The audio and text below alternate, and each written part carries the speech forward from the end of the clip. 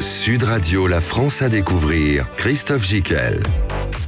Bonjour, et dans la France à découvrir, nous allons plonger ce dimanche au cœur des forêts de notre beau pays. Ce nouvel objet de désir de nos concitoyens, puisque 4 Français sur 10 y vont au moins une fois par mois. Elles occupent un tiers de notre territoire national avec leurs 17 millions d'hectares, et 5 millions sont gérés par un organisme public, l'Office national des forêts.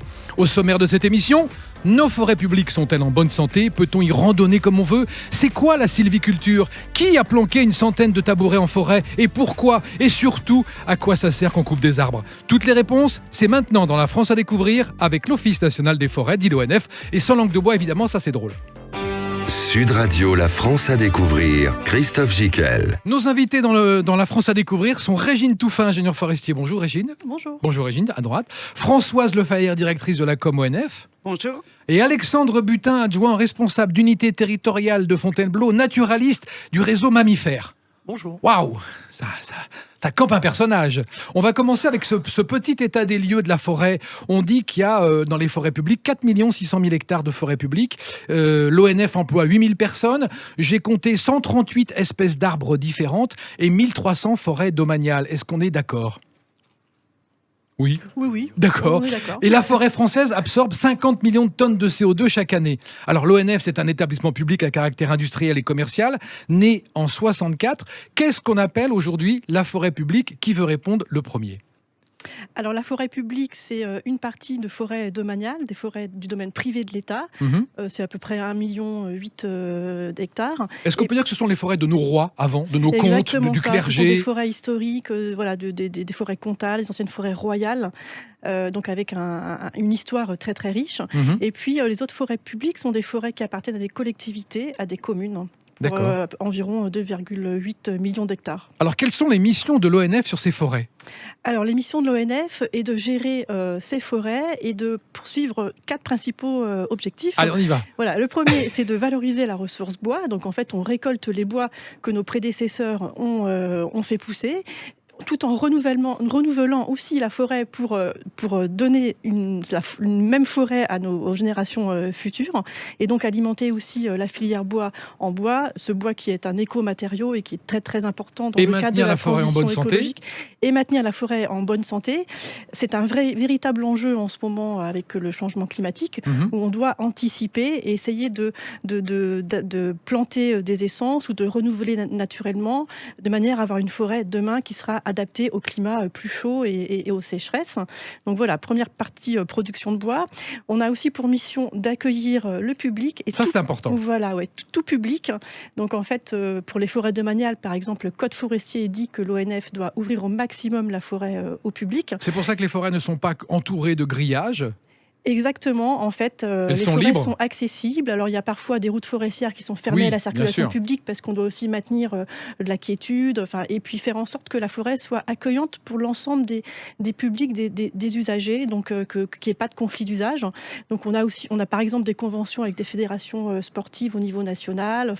On a aussi des sentiers qui sont aménagés pour l'accueillir des personnes en situation de handicap.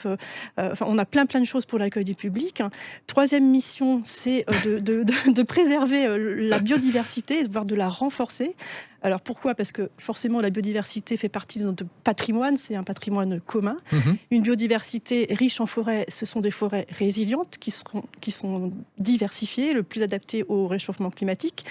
Et puis c'est aussi avoir toute une chaîne alimentaire qui fonctionne bien, donc c'est aussi important. Et puis forcément, quand on a plein d'oiseaux, du sonneur à ventre jaune, du tréton crété... le tréton crété, voilà. Quelle belle bête. C'est vraiment agréable d'aller se balader en forêt, de découvrir toute cette faune et toute cette flore qu'abritent nos forêts. Ça, on est d'accord. Et puis, il y a une quatrième mission. Je voudrais ajouter un quatrième objectif, c'est agir pour préserver contre les risques naturels et les gérer. Donc on a des forêts de montagne sans parler des forêts des dom-toms. Voilà, sans parler des forêts des dom-toms, mais les forêts de montagne ont un rôle de protection. Elles luttent contre les avalanches, contre les chutes de blocs, contre l'érosion. Wow. Voilà, et ça résulte d'une politique très très ancienne, de la fin du 19e siècle, où l'État en fait a décidé d'une politique de restauration des terrains en montagne, avec l'acquisition de terrains pour du boisement et aussi avec l'aménagement d'ouvrages, de seuils pour limiter les crues, etc. Bravo. On a beaucoup de missions. Très bel exposé. Est-ce qu'on peut dire, Françoise, que notre forêt est en bonne santé? Elle va bien ou pas? La forêt, non. Oh là, je vous sens pas enthousiaste. Hein. Et non, parce qu'aujourd'hui, on est dans un contexte de réchauffement climatique. Hier, d'ailleurs, c'était la journée mondiale du climat. Et c'est vrai que la forêt souffre du réchauffement climatique. Alors, quelles incidences sur notre forêt? Ça peut être des sécheresses et un stress hydrique. Alors, stress hydrique, ça veut dire quoi? Ça veut dire que les arbres manquent d'eau. Et donc, ça nuit à leur croissance. Ça veut dire attaque sanitaire. Il peut y avoir des champignons. On parle d'une maladie qui s'appelle la calarose du frêne, qui détruit les frênes en France. Il y a aussi une petite bébête, ça s'appelle le scolite, et qui est très, très mortelle. C'est vieux, ça, le scolite. Oui, et qui est très, très mortel pour les épicéas dans le Grand Est. Donc, est-ce que ça veut dire qu'on doit abattre des arbres? Est-ce qu'on doit faire des coupes sanitaires? Comment ça se passe? Malheureusement. Hein. Absolument, absolument. Ces maladies conduisent à des coupes sanitaires parce qu'on veut circonscrire le foyer. Et ça augmente, ça, sur les forêts domaniales?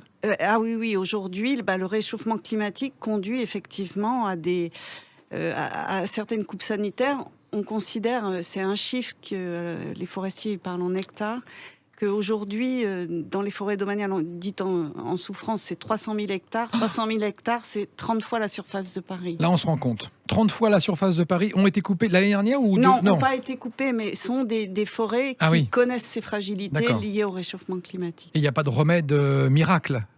Non. À part couper, replanter? Absolument. Alors Alexandre, vous de votre travail, vous travaillez, vous êtes animaliste. Qu'est-ce que vous pouvez nous dire sur les animaux de la forêt, Alexandre? Est-ce qu'ils vont bien, eux? Et qu'est-ce qu'on trouve, surtout dans nos forêts françaises?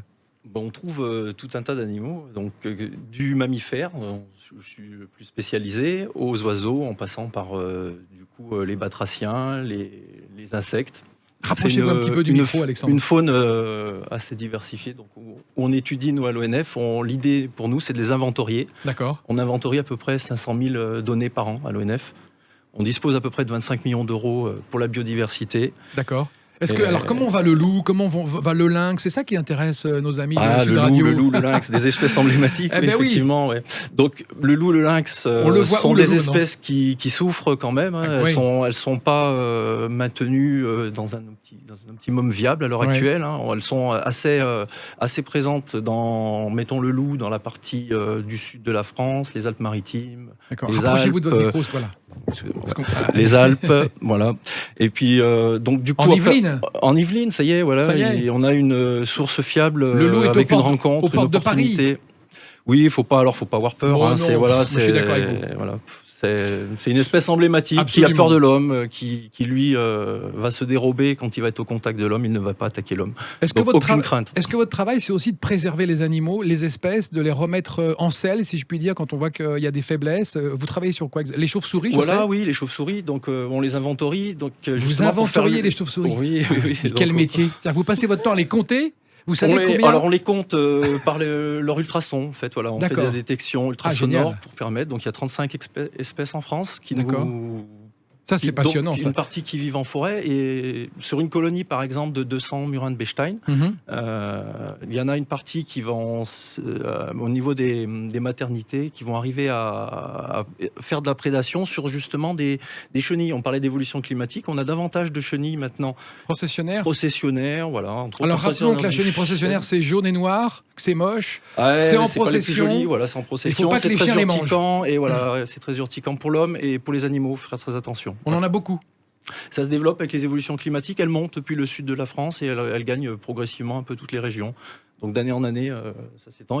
Donc les chauves-souris sont un prédateur naturel de la processionnaire. Voilà. On parlait tout à l'heure des visites de nos concitoyens en forêt. Est-ce que vous êtes d'accord pour dire que la forêt, c'est un lieu d'immersion, de recontact avec la nature, et qu'après le Covid, on l'a redécouvert? Françoise? Oui, absolument. Juste un chiffre qui est intéressant, c'est que la forêt française, c'est 700 millions de visites par an. C'est incroyable. C'est énorme. C'est encore plus fort que la Tour Eiffel. Et le Mont-Saint-Michel réuni. Sûrement. et vous disiez que 4 Français sur 10, effectivement, nos études vont en forêt une fois par mois. Et l'après-confinement a montré que ce chiffre est en hausse de 5%. Donc on observe chez nos concitoyens un vrai désir de forêt. Alors, que fait-on en forêt? C'est des activités qui sont plutôt classiques, marche, vélo, course à pied, cheval pour les cavaliers, il y a des allées cavalières. Aujourd'hui, on voit émerger la sylvothérapie. Oui, alors, rappelez-nous ce que c'est que la sylvothérapie. C'est les gens qui aiment les arbres et qui pensent qu'en s'enlaçant autour d'un arbre, on profite de ces énergies et ça nous fait du bien. Oui, ça vient du Japon. C'est très bien. C'est vrai que c'est quelque chose qu'on observe. Est-ce que tout le monde s'est enroulé autour d'un arbre autour de cette table à un moment donné? Oui. Voilà, Alexandre. Et ça marche, ça détend? Ça détend, d'autant que c'est des phytoncines qui sont émis par l'arbre. Exactement. Plus il est en situation de stress, plus il émet de phytoncines. Donc c'est meilleur pour nous parce que nous, ça nous apaise. Débarrasse de notre stress à nous. Lui se stresse, nous, ça nous apaise. Ah oui, il y a un échange en fait. Très bonne réponse. Je savais pas, j'ignorais ça. Bravo, je vais faire ça ce week-end. Et il y a d'autres activités, on va dire, moins traditionnelles.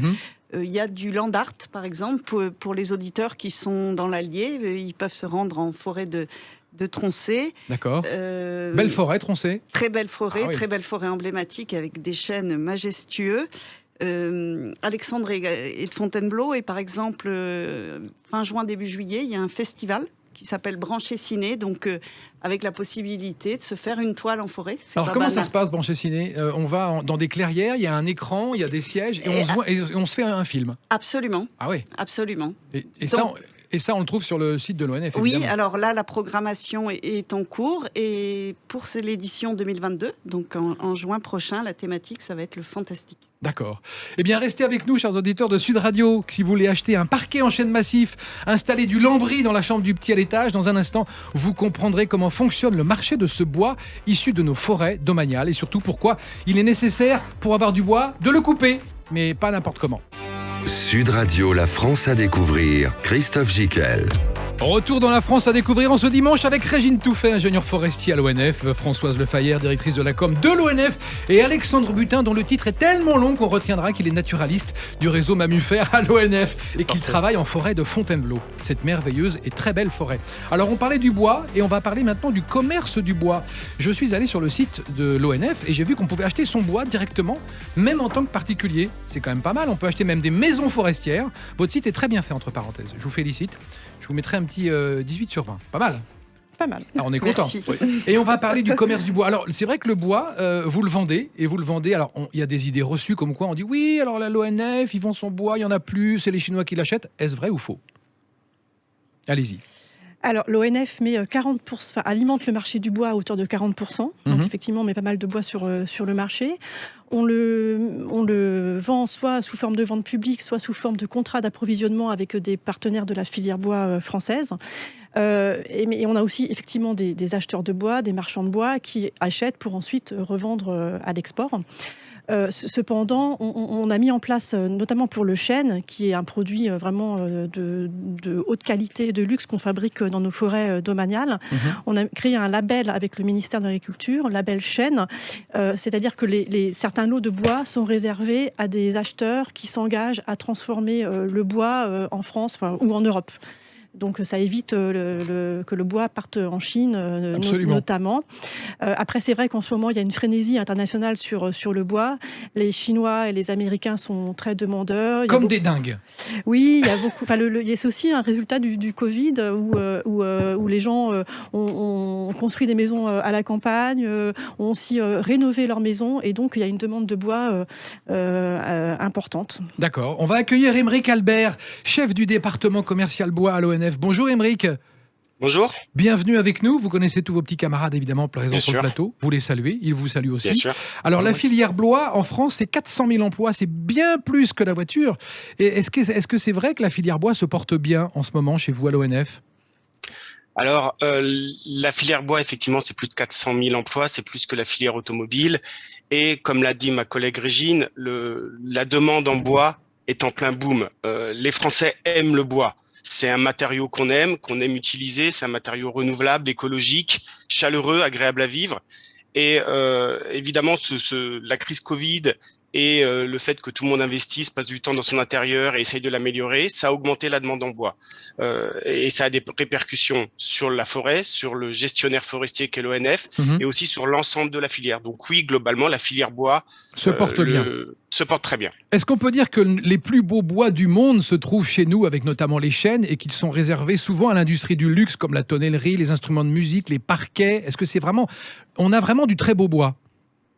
Alors, on a la chance d'avoir une forêt française qui est très diversifiée, et effectivement, on a les plus beaux chênes du monde trouve actuellement sur la planète. Bah oui, évidemment. Puis on est français, donc évidemment que c'est les nôtres les plus beaux, forcément. Non, mais c'est vrai en plus.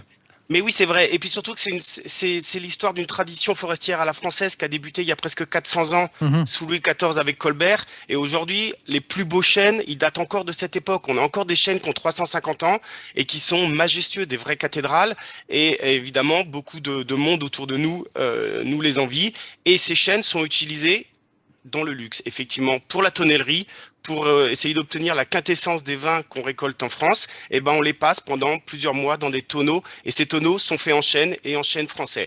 Et après, évidemment, on a plein d'autres utilisations de nos bois, du chêne en particulier, pour faire de la décoration, de la parqueterie, des instruments de musique ou des parquets et tout usage dans la décoration intérieure qu'on connaît dans notre quotidien. Et est-il vrai que le bois est vendu à 95% des entreprises françaises ? Alors, le bois qu'on récolte, nous, à l'ONF, donc issu des forêts domaniales, propriété de l'État et des forêts des communes, oui, sont vendus à plus de 95% à des entreprises françaises et transformés en grande majorité localement. Oui, bien sûr. On est bien content de l'apprendre. Est-ce que vous pouvez nous donner un ratio de valeur entre le tremble et le tilleul, par exemple, qui sont des arbres qui ne sont pas très chers, et le chêne, par exemple? Ça va à combien? Au mètre cube? Combien ça coûte? Alors, au mètre cube, un tilleul, un tremble, ça peut valoir en valeur nette 10 € du mètre cube, alors que le chêne, c'est 1000 fois plus. Oh là là là. Donc, ça peut aller jusqu'à atteindre des records. 1500 € le mètre cube, ça peut aller? Oui, tout à fait. Rappelez-nous un mètre cube pour nos auditeurs de Sud Radio, c'est quoi déjà? Ça fait quoi? C'est un cube qui fait 1 mètre par 1 mètre par 1 mètre. Voilà, ça c'est un mètre cube. Bravo. Voilà, c'est un mètre cube. C'était pas un piège, hein. Je savais que vous aviez la réponse. À Verdun, on a tout coupé les IPCA. Pourquoi? Alors, la forêt française, elle souffre, je pense que mes collègues l'ont dit, elle souffre du réchauffement climatique. Françoise Le Fayeur a parlé d'une petite bête qui s'appelle le scolite et qui ravage les épicéas français. Et effectivement, les champs de bataille de la Première Guerre mondiale de Verdun qui avaient été plantés en épicéas, toutes les forêts qui recouvraient ces champs de bataille sont mortes, et on a dû récolter quasiment la totalité des forêts parce que les épicéas étaient morts, et des forêts avec des arbres morts, c'est des forêts dangereuses où on peut plus se promener, et puis pour éviter ou limiter au maximum la propagation de l'insecte, la seule solution, c'est de récolter les bois et de les envoyer dans les industries pour les transformer. Est-il vrai que quand on coupe un arbre, on le remplace par un autre? C'est systématique. Alors, c'est l'objectif du forestier. À chaque fois qu'on coupe un arbre, un forestier, il le fait toujours dans 2 objectifs: améliorer la forêt ou la renouveler. Donc, effectivement, à chaque fois qu'on coupe un arbre, on le fait au bénéfice d'un autre arbre qui l'entoure, pour s'assurer que la forêt de demain, elle sera meilleure que celle qu'on a aujourd'hui. C'est vraiment l'action du forestier au quotidien. C'est ce que nous, on appelle entre forestiers la gestion durable des forêts. Donc dans le commerce du bois, on coupe pas n'importe quoi, pas n'importe comment. Et quand les auditeurs de Sud Radio voient, par exemple, dans une forêt qu'on a coupée, c'est nécessaire. Ils se disent « Oh, mais oui, vous avez coupé du bois. » Mais c'est normal, c'est de l'entretien même de la forêt qui permet sa sauvegarde et sa bonne santé. Peut-être que ça a été fait il y a 10 ans, et maintenant, 10 ans après, on le refait. Donc il n'y a pas de quoi s'affoler. Exactement. Le forestier, quand il vient couper des arbres, il ne le fait pas selon le marché. C'est raisonné.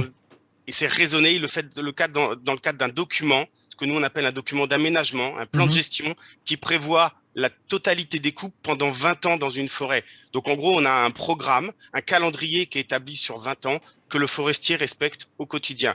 Et évidemment, le forestier intervient et coupe des arbres toujours dans l'objectif d'améliorer et de renouveler la forêt qu'il a face à lui. Absolument, parce que de cette coupe dépend la bonne santé de la forêt. On est d'accord. Exactement.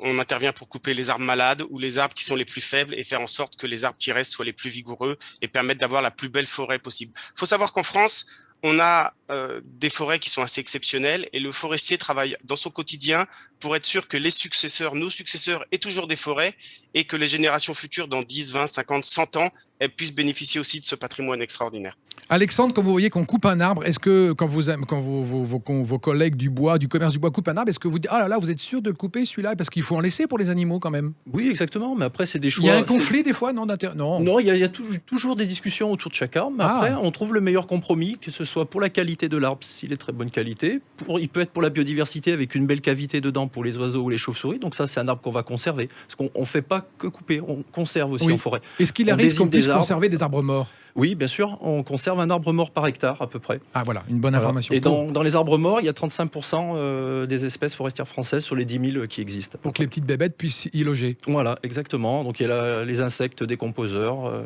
du bois mort, des champignons qui vont aussi. Et il y a un retour du coup de matière organique au sol qui permet d'enrichir le sol et pour de nouveau que ceux qui restent en fait puissent manger, si je puis dire, grâce à la matière organique décomposée. Il y a un retour au sol du bois mort. D'accord. Émeric, les arbres morts, ça vous intéresse pas? Vous choisissez que des arbres en bonne santé et droits? Alors non, justement, dans notre travail au quotidien, on récolte une partie des arbres morts, pas ceux qui ont un intérêt environnemental comme l'a décrit Alexandre, mais on récolte aussi des arbres morts, des arbres qui sont un peu tordus, pour toujours laisser les plus beaux dans la forêt. Et c'est juste qu'en phase terminale, quand les arbres les plus beaux sont matures et qu'il faut engager le renouvellement de la forêt, qu'on commence à venir récolter les arbres les plus beaux. Mais non, on récolte aussi des arbres morts, des arbres malades. C'est aussi ça le rôle du forestier. Et est-ce que vous savez si par exemple la future charpente de Notre-Dame, ça intéresse les forêts domaniales? Alors la forêt domaniale va participer pour la reconstitution de la future charpente de Notre-Dame, puisque à peu près un quart des bois qui vont servir à la reconstruction de la flèche vont provenir des plus belles forêts domaniales de France. Vous avez cité Tronchet, on peut citer aussi Bercé, ou les Bertranges qui sont dans la Nièvre. Et en gros, je vous disais qu'on avait encore la chance d'avoir un patrimoine avec des arbres de plus de 250, 300 ans. Et ben c'est une partie de ces arbres-là, pas la majorité évidemment, qu'on va pouvoir utiliser pour Notre-Dame. Et qu'il faut faire sécher avant, enfin il y a tout un process. Oui, effectivement, il y a tout un process. Pour nous, la rénovation de Notre-Dame a débuté début 2021. Donc maintenant, il y a presque un an, sachant que la charpente sera effectivement montée que courant 2023, voire 2024. Donc le temps en forêt a débuté 2 ans avant l'utilisation des arbres, parce que justement, il faut avoir le temps de les choisir, de les couper et de les faire sécher pour qu'après les charpentiers puissent les tailler. Merci beaucoup Émeric pour votre intervention précise, professionnelle, car vous travaillez à l'ONF dans le commerce du bois. On vous retrouvera plus tard dans la vie, en tout cas dans les forêts, peut-être qu'on va vous croiser, on ne sait pas. Vous êtes en uniforme, comment on vous reconnaît vous ? Ah bah oui, effectivement, quand les forestiers sont en forêt, ils sont en uniforme vert, comme mes collègues. Je porte aujourd'hui mon uniforme. Parfait. Merci beaucoup Émeric. Bonne journée, à bientôt. Bon dimanche. Merci, à bientôt, au revoir. Sur le plateau, on est bien d'accord que le commerce du bois fait partie de la gestion de la forêt pour lui garder sa bonne santé. Oui, tout à fait. En fait, il faut que la forêt soit renouvelée. On ne peut pas avoir en forêt que des bois vieillissants. Il faut. On replante aussi. On replante. Alors en fait, on régénère naturellement à hauteur de 80%. Donc on fait plutôt de la régénération naturelle, qui est une solution fondée sur la nature. Mais dans le contexte actuel de changement climatique, on doit introduire des essences autres, soit nouvelles, des essences que l'on n'a pas forcément encore en France, ou bien des essences plus méridionales qu'on va remonter dans le nord pour que nos forêts plus au nord soient adaptées au climat de demain qui sera plus chaud. Mais voilà, c'est tout un cycle en fait d'exploitation, pour amener de la lumière au sol, faire en sorte que les semis naturels du coup puissent avoir suffisamment de lumière pour se développer et faire la forêt de demain. Si on parlait un petit peu des bienfaits de la balade en forêt, Françoise, qu'est-ce qu'on pourrait dire ? Vous qui êtes des gens de forêt, qui aimez cette forêt, c'est les odeurs, c'est quoi ? C'est l'immersion en pleine nature, coupé du monde urbain ? Oui, c'est l'immersion en pleine nature. On dit souvent que les forêts sont notre poumon vert. Oui. Donc ça nous permet effectivement de déconnecter et on voit... L'ONF gère de nombreuses forêts qu'on appelle périurbaines, donc en bordure de métropole. C'est vrai en Île-de-France, mais c'est vrai dans plein de métropoles, que je pense à Bordeaux, je pense à Poitiers, Grenoble, etc., où il y a des massifs inouïs. Donc Grenoble, la Grande Chartreuse, Poitiers, la forêt de Moulières, Toulouse, la forêt de Bouconne. Et on voit que effectivement nos concitoyens expriment ce désir de forêt, désir accentué après le confinement, désirent de se reconnecter à la nature. Et la forêt est un environnement souvent vivant, dans lequel il y a des spectacles vivants. C'est pas quelque chose qui est mort, la forêt, c'est quelque chose qui vit, où il y a de la culture dans la forêt. Et donc, restez avec nous, chers auditeurs de Sud Radio, car dans un instant, nous allons vous donner les clés d'une chasse au trésor qui passionne en ce moment les amoureux de la forêt. Ça se passe dans la Sarthe, à côté du Mans, dans la forêt domaniale de Bercé, la belle forêt de Bercé. Une chasse au trésor particulièrement intéressante dans un instant. Sud Radio, la France à découvrir. Christophe Gickel. La France à découvrir et nous parlons forêt aujourd'hui avec Régine Touffet, ingénieure forestier à l'ONF, Françoise Lefayère, directrice de la com à l'ONF et Alexandre Butin, animaliste et puis adjoint au responsable d'unité territoriale de Fontainebleau. Et là, on va parler d'un endroit magnifique que vous connaissez peut-être, Alexandre, Bercé. Parlez-nous de Bercé. Cette belle forêt. Belle forêt avec des arbres multicentenaires, la futaie cathédrale, voilà. C'est quoi la futaie cathédrale ? Quand vous voyez un arbre sans branches devant vous, magnifique. Aligné, ah oui. Oui, vous en voyez une centaine devant vous, alignés, voilà, ça c'est la futaie cathédrale. Très très belle qualité d'arbre, magnifique, avec une faune aussi très diversifiée à Bercé. Alors qu'est-ce qu'on trouve en forêt de Bercé ? On trouve aussi donc tout un tas d'animaux sur les 10 000 espèces présentes. On a beaucoup de champignons, de la flore aussi assez diversifiée, notamment tout ce qui est les plus petits insectes. Les plus petits insectes aussi, voilà, qui ont besoin aussi d'une flore. Quand on n'a plus, mettons, cette flore, du coup, on perd aussi les insectes. Donc nous, on essaye de trouver un équilibre dans la forêt. On est là aussi pour protéger, mais aussi en même temps restaurer des équilibres. Voilà, donc faire en sorte qu'on gagne toujours, qu'il n'y ait pas une espèce qui soit gagnante par rapport à une autre, pas une qui soit perdante, mais de rechercher toujours cet équilibre. Et notre gestion forestière est assez équilibrée. Et quand on a ce phénomène de déséquilibre, et bien donc du coup, on a soit, par exemple, qu'il y a des surpopulations qui abrutissent toute la flore, on n'a plus de flore au sol, on perd de la biodiversité.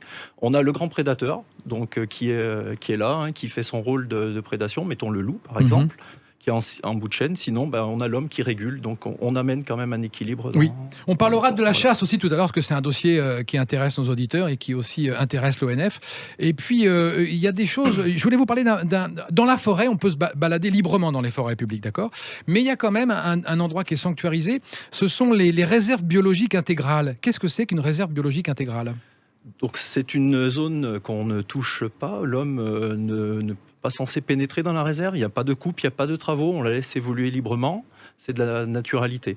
Donc les premières réserves biologiques intégrales, elles sont nées à Fontainebleau, donc je connais très bien, c'est mon secteur. Donc en 1860. En 1860, grâce au peintre de Barbizon. Voilà. Oui, qui avait dit, attendez les gars, nous le paysage, vous y touchez pas, parce que nous on peint. Exactement, nous on veut continuer à peindre nos arbres tels quels. Alors l'ONF n'existait pas, mais ils ont dit d'accord quand même. Si, l'ONF existait.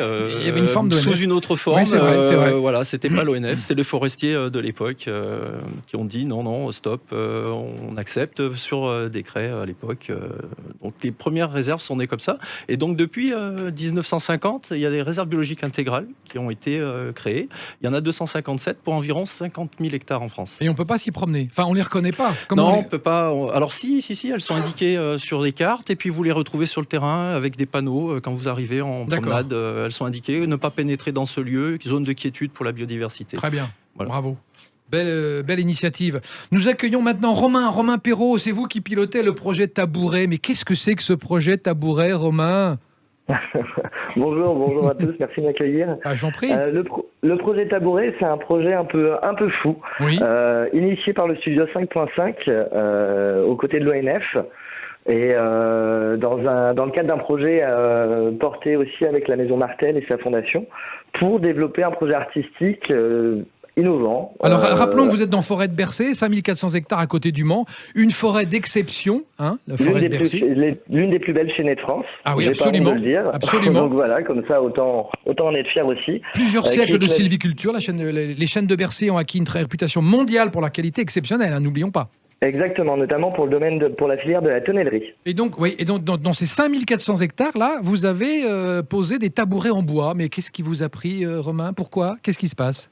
L'idée, c'était de développer une œuvre artistique qui, en fait, se dissémine sur 100 petites pièces artistiques, des tabourets, mi-meubles, mi-bois, parce que c'est une pièce en chêne massif tournée d'une seule pièce, qui a à la fois à sa base l'écorce, qui rappelle l'arbre, et le milieu naturel d'où vient le matériau bois, et puis le haut, donc l'assise, qui met en valeur justement le matériau bois et le travail du bois. Donc déjà, c'est un très bel objet qui a été fait dans le Jura, je crois, qui a été tourné d'une façon Exactement, particulière. tout à fait. Franchement, c'est un bel objet. Donc ça, vous en avez 100, et puis vous les avez cachés dans la forêt.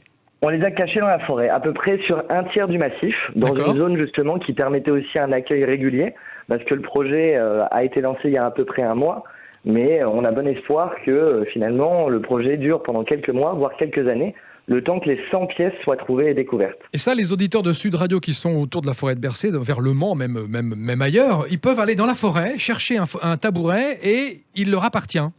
Tout à fait, voilà. C'est une pièce unique, numérotée, donc c'est vraiment un travail artistique derrière tout ça, qui permet vraiment d'avoir un objet unique à rapporter chez soi, dans son foyer, et justement de créer aussi une conversation autour à la fois de la forêt de Bercé, des forêts en général et du matériau bois également. Quand vous appelez créer une conversation, c'est-à-dire que vous voulez que les gens viennent en famille, avec leurs femmes, leurs enfants, aillent dans la forêt ou peut-être un endroit où ils n'avaient jamais été auparavant pour chercher un tabouret, c'est ça, créer de la conversation ?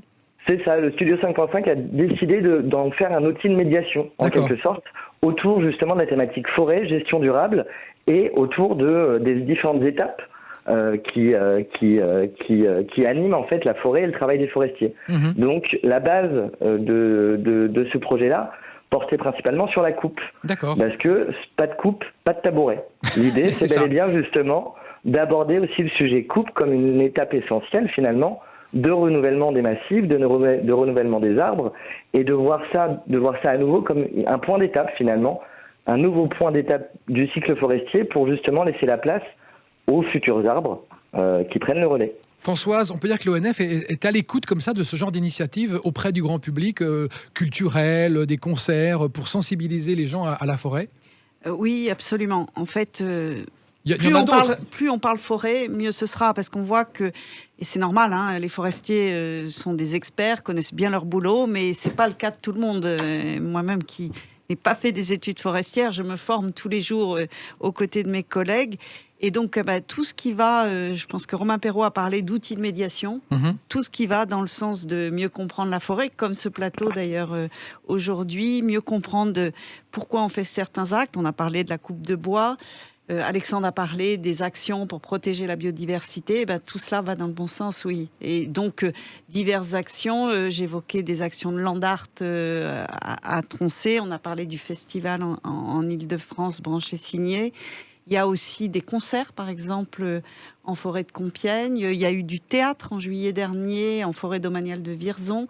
Donc, ça, on trouve toutes ces informations sur votre site. Absolument. Si moi, je veux aller voir quelque chose en forêt, je regarde sur votre site et il y a théâtre, concerts, des contes pour les enfants. Par exemple aussi, en fait, sur notre site, il y a surtout une rubrique qui s'appelle « Sortir en forêt » avec une carte interactive. Et je pense que chacun de nos auditeurs en trouvera une près de chez lui. Et surtout, il découvrira une présentation de cette forêt avec une visite virtuelle, on va l'appeler comme ça, du forestier, qui l'emmène voir son coin préféré, qui l'emmène voir les trésors de la forêt pour les découvrir. Romain, votre opération a été lancée le 10 novembre. 100 tabourets ont été cachés dans la forêt. Combien ont été trouvés ? Donc là, tout est le secret. Il en reste, je pense, en tout cas par rapport au suivi qu'on a, il en reste un peu moins de 50. Ah, il y a encore 50 tabourets à trouver. Et les gens se manifestent auprès de vous quand ils l'ont trouvé ? Alors l'idée, c'est une fois trouvé, le tabouret est à rapporter justement à Carnuta, qui est partenaire de l'ONF, qui est un espace muséographique dédié à la forêt de Bercé, sur la commune de Jupille. Carnuta. Et Carnuta, exactement, qui est un très bel espace de médiation également. Et donc l'idée, c'est de rapporter le tabouret auprès de Carnuta. Carnuta délivre un certificat d'authenticité pour justement avoir vraiment le numéro officialisé de sa trouvaille. Et donc nous, ça nous permet justement aussi d'avoir un suivi, de garder le contact éventuellement aussi avec les trouveurs pour, dans un futur proche, voir et illustrer un petit peu où est-ce qu'ils ont mis l'objet au sein de leur quotidien, et puis justement les interroger sur leur rapport à la forêt et au bois. D'accord, et on trouve toutes ces informations bien sûr sur la page Facebook du projet également, onf.fr et onf.fr, c'est ça ? Tout à fait. D'accord, bravo pour votre initiative, enfin pour cette initiative que vous pilotez. Jusqu'à quand on peut trouver les tabourets ? C'est voilà, comme je vous disais, ils vont peut-être vieillir au bout de 2 ans, 3 ans, prendre des mousses, prendre des couleurs, craqueler. Mais c'est tout le sujet du projet. Un tuyau quand même, est-ce que vous les avez planqués dans les arbres, certains?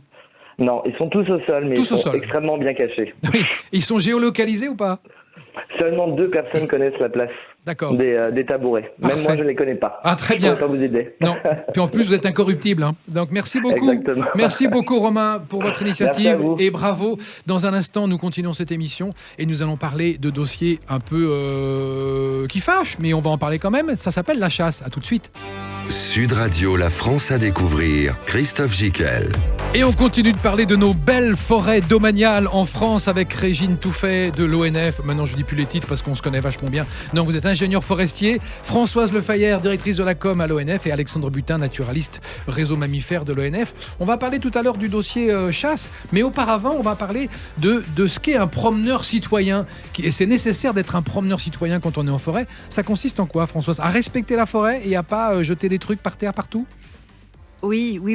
Ça, c'est un problème quand même. Je tiens vraiment à sensibiliser les auditeurs à cette question des déchets, qui est notre cauchemar à l'ONF.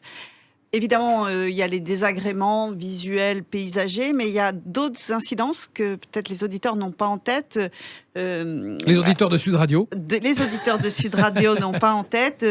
Et Alexandre, spécialiste des mammifères, doit le connaître. Par exemple, quand vous jetez votre bouteille plastique en forêt, ça peut être des redoutables pièges pour certains mammifères. Lesquels ?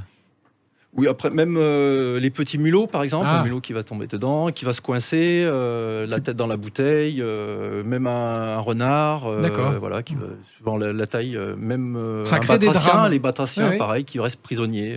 C'est vrai que mettre du plastique dans une belle forêt quand on marche, c'est criminel, quoi. Ça devrait même pas venir à l'idée du promeneur. Mais enfin bon, ça arrive. Il y a certains déchets aussi qui peuvent contenir des substances, je pense aux piles, par exemple, et du coup, derrière, ça s'infile dans les sols, puis ça s'infile dans les nappes phréatiques. Les nappes phréatiques, c'est l'eau de demain. Donc voilà, donc c'est vrai que c'est important de prendre soin de la forêt c'est pas une poubelle. C'est pas une poubelle à ciel ouvert et on insiste beaucoup là-dessus. Est-ce qu'on a envisagé de mettre des poubelles justement pour récupérer les déchets ou pas, ou on recommande aux gens de les emmener, mais parfois ce serait bien, par exemple sur les parkings, il y en a, ou dans les lieux de randonnée. En fait, on a fait certaines expériences et sur les ça marche pas. Non, ça marche pas parce que malheureusement certains visiteurs vident leur voiture. Ah oui. Et du coup, c'est pas prévu pour ça. C'est pas des décharges. C'est ça. Ouais, c'est ça. Donc ça a été détourné très rapidement. Absolument. Le genre humain. Aïe, aïe, aïe. Parlons maintenant de cette appli clé qui est drôlement bien parce que moi j'aime bien me promener en forêt, mais je suis assez curieux. Je me dis tiens, c'est quoi comme arbre et je ne connais pas les feuilles. Et ben voilà, si vous pouvez. Et ben voilà, maintenant c'est facile. Et ben oui, j'invite les auditeurs de Sud Radio à télécharger une application qui s'appelle Clé de forêt. Quand vous serez avec vos enfants ou avec vos amis et face à une empreinte d'un animal inconnu, vous aurez la réponse dans Clé de forêt. Vous serez face à un arbre par rapport à la petite feuille. Et vous allez pouvoir... Avec son téléphone. Avec son téléphone, et effectivement, vous aurez toutes ces réponses. Et... Ça, c'est génial, c'est très bien. Parce que ce qui nous manque, c'est vrai que la forêt, c'est merveilleux, mais parfois, elle est très méconnue. Il nous manque un apprentissage de la forêt. C'est vrai qu'autrefois, on apprenait tout ça à l'école, les feuilles, les arbres. Maintenant, c'est fini. Donc, les enfants, quand on les promène en forêt, ils n'ont aucune clé pour découvrir ce qu'est la forêt. Maintenant, on l'a. Sachant que sur onf.fr, on a toute une rubrique pour les jeunes publics avec des podcasts. Le titre qu'on a dit, c'est « Dis Clément, tu nous racontes la forêt ». Et les enfants vont pouvoir comprendre pourquoi dit-on que les forêts sont le poumon de la planète, comment reconnaître un hibou d'une chouette. Et comment reconnaître un hibou d'une chouette? Peut-on envoyer des bruits de forêt que ça nous mette dans l'ambiance?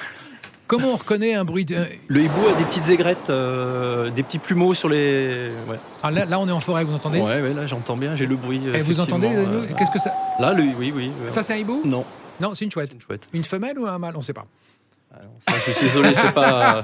c'est les mammifères, les oiseaux, c'est d'autres de mes collègues qui sont spécialisés là-dessus. Justement, parlons un petit peu des animaux, Alexandre. Le surpeuplement animal, est-ce que c'est un problème pour la forêt? Oui, c'est un problème, d'autant plus là, dans les évolutions climatiques où on a des efforts de reconstitution à réaliser, justement, avec des essences qui sont très appétantes pour le gibier, notamment les cervidés. Et là, donc, effectivement, c'est un souci fort. Donc, c'est ce que je vous disais tout à l'heure, on a le grand prédateur, c'est le loup, qui, lui, régule ces espèces. Ou le lynx dans les Jura. Ou le lynx dans le Jura, mais sur des espèces plus petites, pas forcément les mêmes, il n'attaque pas forcément les mêmes espèces. Et par contre, on a aussi donc le chasseur qui, lui, fait office de régulateur pour nous, et on s'appuie sur lui, justement, pour maintenir cet équilibre, donc ce qu'on appelle forêt-gibier. D'accord. Alors ça, c'est pareil. Le surpeuplement animal, c'est un vrai dossier parce que quand il y en a trop de sangliers et trop de biches et trop de cerfs, ça détruit la flore et ça a un véritable impact après sur les arbres et sur la forêt. Effectivement, la forêt ne pousse plus. On appauvrit déjà la biodiversité parce que, donc, par exemple, la biodiversité flore, mais en même temps, les petits insectes qui sont liés des fois à une flore. Je prends l'exemple de l'azuré du serpolet. Plus de serpolet, plus d'azuré. Oui. Voilà. Je ne connais que lui. L'azuré du serpolet. Et alors, le surpeuplement animal, est-ce qu'il y a des forêts qui sont vraiment surpeuplées? Lesquelles, par exemple? Est-ce qu'on a des... Alors, il n'y a pas réellement... Non. Non, enfin, il y a des grands massifs... Régine. En fait, il y a 40% de nos forêts domaniales qui sont en déséquilibre forêt-gibier. 40%. Oui, c'est pratiquement une sur deux. Oui. Et on a notamment la forêt domaniale du Donon, dans l'Est, qui est vraiment fort atteinte. Ça, c'est quoi, les sangliers ? J'ai fait une tournée sur le terrain il n'y a pas longtemps. Tous les sapins, les petits semi-naturels forment des boules, en fait, et donc parce que sont continuellement grignotés par les sangliers ? Plutôt les cervidés, donc biches, cerfs... Voilà. Donc c'est à l'heure où, comme le dit Alexandre, on reconstruit les forêts dans le cadre du plan de relance. Et ben, si on veut que nos forêts poussent, il faut une densité d'ondulés qui soit en équilibre avec la végétation. Et de la même manière que pour que nos forêts poussent, il faut couper des arbres, et pour que les forêts continuent de pousser en bonne santé, parfois il faut abattre aussi des animaux. Et donc vous confiez à aux chasseurs, ce soin-là. Exactement. En fait, nos forêts domaniales sont découpées en lots de chasse, avec un locataire de chasse qui a lui-même des gens dans son équipe, avec un système de plan de chasse qui est attribué en partenariat avec la Fédération des chasseurs et puis les services de l'État. Et donc nos locataires ont un nombre de ce qu'on appelle de bracelets, d'animaux en fait à prélever lors d'une campagne d'une saison de chasse. Oui. Et donc tout ça est bien réglementé et tout ça est bien suivi. Exactement, tout ça est bien réglementé, c'est bien maîtrisé, c'est cadré en termes de partenariat, de contractualisation avec nos chasseurs. Il y a un cahier des charges avec un tas de préconisations. Donc voilà, c'est très très suivi. Et si jamais on a des soucis avec un locataire, ce qui peut arriver, on peut très bien résilier le bail de chasse et soit le relouer à un autre locataire, soit même prendre à la chasse, assurer la chasse nous-mêmes. On a notamment, on parlait du Donon tout à l'heure, dans ces forêts qui sont vraiment en très fort déséquilibre, on peut assurer la chasse nous-mêmes. Il y a des agents de l'ONF qui partent à la chasse? Tout à fait, en fait, ce qu'on appelle chasse en régie. Et on a des techniciens forestiers de terrain qui contribuent à prélever, donc à essayer de restaurer l'équilibre forêt. Et qu'est-ce que vous faites des animaux après? Des rillettes, des pâtés Alors les chasseurs en fait se partagent la venaison en fait. Voilà. Mais rappelons quand même que c'est un surpeuplement. Il n'y a pas d'autre solution. Il n'y a pas d'autre solution, parce qu'on parlait du loup, mais bien évidemment, c'est pas le loup qui va réguler ces populations. Les gens l'oublient, ça. C'est vrai que la chasse, c'est quelque chose qui n'est pas très populaire en ce moment, parce qu'il y a ce côté bisounours où on abat un animal, ce qui est vrai, c'est regrettable. Mais il n'y a pas d'autre solution quand il y a trop de sangliers, trop de cerfs dans une forêt, malheureusement. Il n'y a pas d'autre solution, et puis c'est une pratique qui a toujours... séculaire. Voilà, donc c'est vrai que maintenant, c'est considéré comme un loisir. Enfin, on parle d'un loisir réglementé d'ailleurs, la chasse, mais il n'y a pas d'autre solution, et les chasseurs sont des partenaires qu'on apprécie. Enfin, moi, j'ai longtemps été sur le terrain avec des adjudicataires de chasse avec lesquels on discutait, on échangeait, et on allait dans le même sens pour faire en sorte de retrouver un équilibre et d'avoir des chênes, des semis naturels de sapins qui peuvent se pousser. Parce que si on fait le lien avec le changement climatique, on a des forêts où on peut avoir des semis naturels de hêtres et de sapins dans des coins où c'est plutôt le sapin qu'on voudrait pour la forêt de demain compte tenu du changement climatique. Et en fait, le sapin étant très appétant pour les biches, et on se retrouve avec des forêts. On se retrouvera avec des forêts de hêtres qui ne seront pas du tout adaptés au climat de demain. Donc voilà, on parlait de biodiversité, c'est important pour la biodiversité et c'est important pour avoir des forêts qui sont sur la bonne voie pour demain et par rapport au changement climatique. Absolument. Et on peut chasser à court dans les forêts domaniales ? Bien sûr. Sur autorisation ? Oui, alors c'est comme la chasse à tir en fait. Par exemple, on peut avoir un grand massif domanial avec une quinzaine de lots de chasse à tir et puis 2 lots de chasse à court au chevreuil et puis un lot de chasse à court, un équipage de chasse à court pour le cerf parce que souvent les équipages pour le cerf chassent sur un territoire beaucoup plus étendu que des chasseurs à tir. Quelques petites questions pour terminer cette émission. Est-ce qu'on peut ramasser des champignons et combien de kilos ? La saison est finie, mais est-ce qu'on peut en forêt ramasser des champignons ? Qui répond ? Oui, bien sûr, on peut ramasser des champignons. Comme on veut. Alors, en forêt domaniale, en fait, on dit faut pas que ça devienne une activité commerciale. Donc, en fait, on peut ramasser un panier par famille, ne pas dépasser 5 litres de champignons. Il n'y a pas de souci. Peut-on promener son chien sans laisse en forêt domaniale ? Mieux vaut éviter, et surtout à la période en fait, de reproduction des animaux, au printemps, avril, mai, juin, où on a des faons qui naissent, et donc les chiens seraient source de dérangement. Donc, mais d'une manière générale, retenons que mieux vaut tenir son chien en laisse. Que fait-on quand on se trouve nez à nez avec un sanglier ou un cerf en forêt domaniale ? Ou ailleurs. Ça m'est arrivé de me retrouver nez à nez face à un sanglier. Bon, j'étais pas très loin, j'ai stoppé, je l'ai observé. C'était très c'est quand même une belle bête. Ce sont des animaux sauvages, donc alors, quand ils sont des petits, mieux vaut peut-être être plutôt vigilant. Mais même le cerf, en fait, lors d'une soirée brame du cerf, je me rappellerai toujours, on n'était pas très très loin de ce cerf qui bramait. C'est beau. C'est beau, c'est merveilleux, oui, c'est un spectacle. Il ne faut pas avoir trop de cerfs, c'est ça l'enjeu, c'est qu'en fait, on aime bien, en tant que forestier, moi j'ai passé des heures quand j'étais sur le terrain à écouter le brame du cerf matin et soir en septembre, mais voilà, dans tous les cas... C'est du cerf, ça, qu'on entend, oui. Oui, c'est le cerf qui brame. Très bien. Oui. Dernière question pour terminer cette émission, Françoise. Comment on prépare bien sa sortie en forêt ? Alors, et vous avez 30 secondes. D'accord. Il faut bien regarder la météo. D'accord. Parce que parfois, l'ONF donne des alertes. S'il y a des coups de vent, vous évitez la forêt parce qu'il peut y avoir des chutes de branches. Absolument. Il faut rester sur les sentiers. Ça, c'est important. Préparez votre sac. Un petit peu d'eau, de quoi grignoter, exactement. Carte, boussole, bâton de marche pour ceux qui le souhaitent. Oui. Et puis télécharger l'appli Clé de Forêt. Oh, mais c'est bien. Merci beaucoup à tous pour cette belle émission sur la forêt. On espère à nos amis auditeurs de Sud Radio qu'on vous a donné l'envie d'aller encore plus en forêt. En tout cas, c'était notre souhait. La suite, c'est avec Laurence Perrault sur l'antenne de Sud Radio avec l'émission Ça roule. Bon dimanche. À la semaine prochaine. Sud Radio, la France à découvrir. Christophe Gickel.